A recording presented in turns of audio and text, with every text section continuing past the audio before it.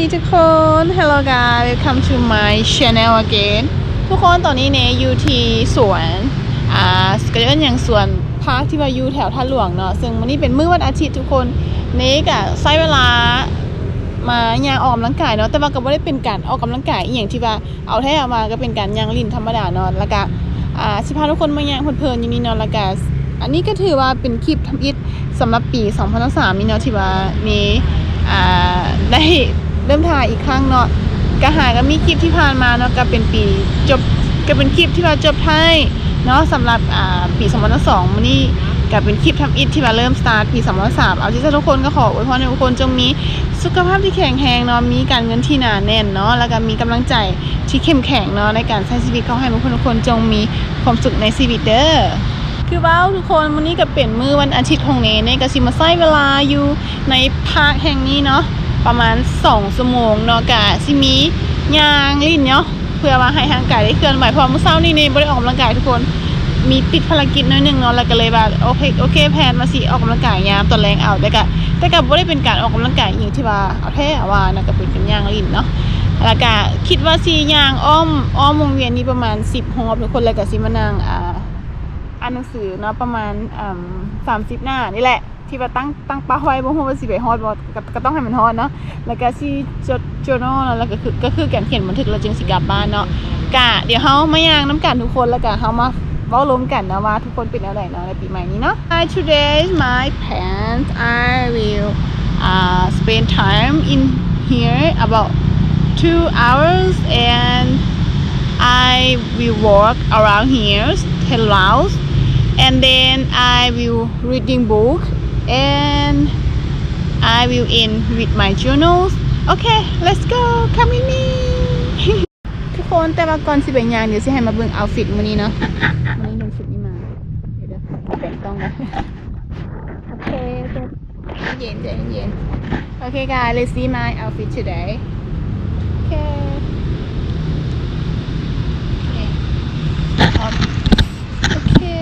yes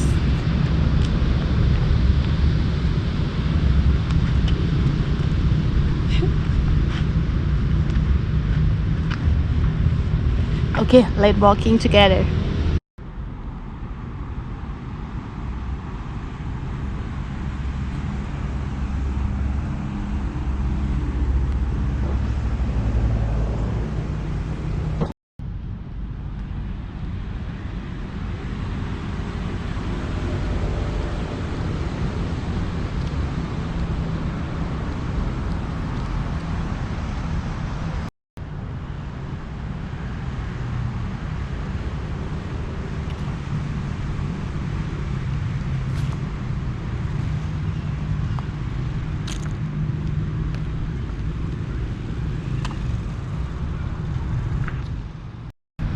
แค่ทุกคนมาเริ่มย่างน้ำกันเนาะ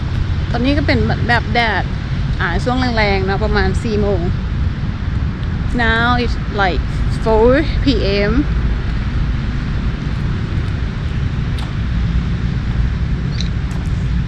time to sunset now สุดเส้นทุกคนย่างหินกัน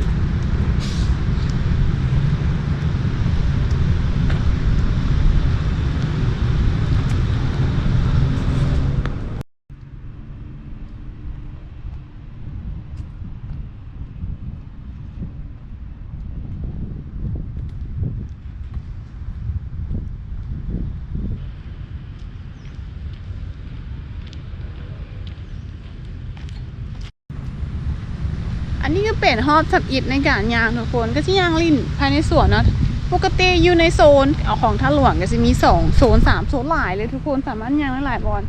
แต่ก่อนนี้ก็ย่างอยู่พุ่นน้อยอยู่เดินใหญ่แต่ว่าช่วงนี้ประมาณ4 โมงมันอาจจะฮ้อนเนาะก็เลยมาย่างอยู่ในภาพอันนี้มันจะได้แบบบรรยากาศธรรมชาติอย่างประมาณนี้นะสบายดีเนาะ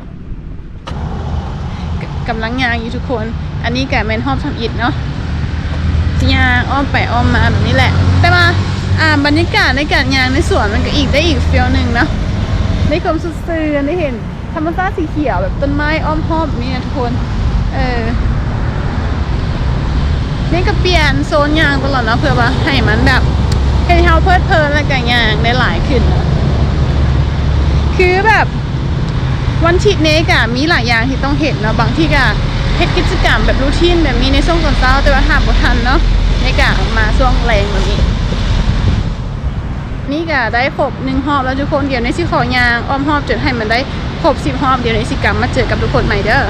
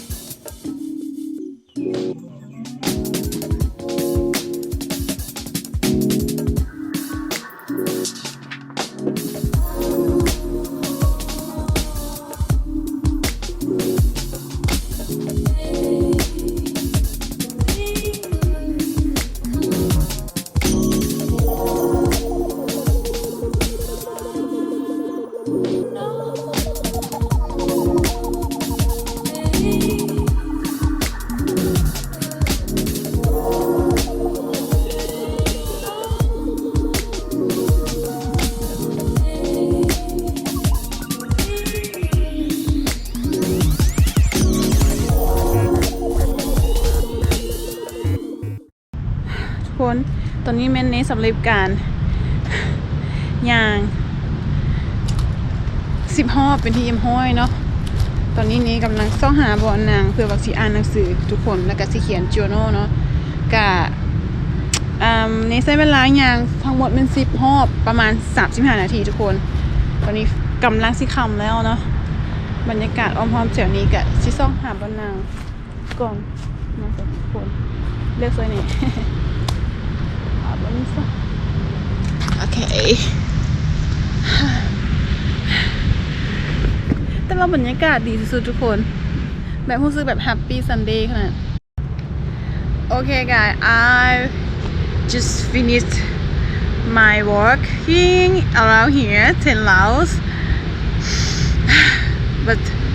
now it so feel good when I walking or running yeah make me smile every time and then I will reading book and make my journal and then I will go home. Let's see.